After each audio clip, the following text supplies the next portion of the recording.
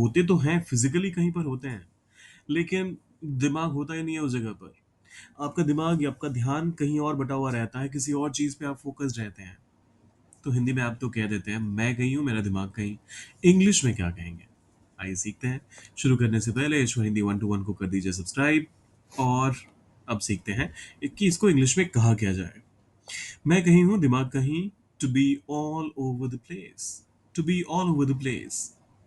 अब एग्जाम्पल के लिए पहला स्टेटमेंट आता है, मीटिंग में मैं कहीं था, दिमाग कहीं। In the meeting I was all over the place. In the meeting I was all over the place. अब लिटरल ट्रांसलेशन पे मत जाइए, I was somewhere else and my brain was somewhere else. वो सुन के भी बड़ा अटपटा लगता है और जो मैसेजिंग है वो कन्वे नहीं हो पाता।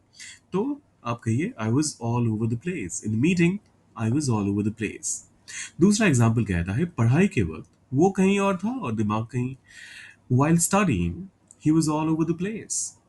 आप चाहें तो ये जो एडवर्बियल क्लॉज है while studying, इसका प्लेसमेंट लास्ट में भी ला सकते हैं। He was all over the place while studying. उस केस में फिर कॉमा की जरूरत नहीं पड़ेगी। While studying, he was all over the place या फिर he was all over the place while studying. तीसरा एग्जाम्पल कहता है, काम करते वक्त दिमाग कहीं और था।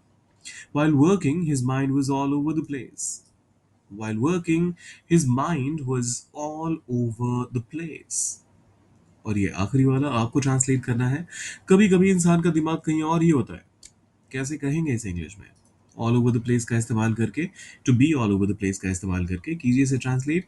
डालिए कमेंट सेक्शन में और जाने से पहले सब्सक्राइब, लाइक और शेयर कर दीजिएगा। मिलते हैं जल्दी।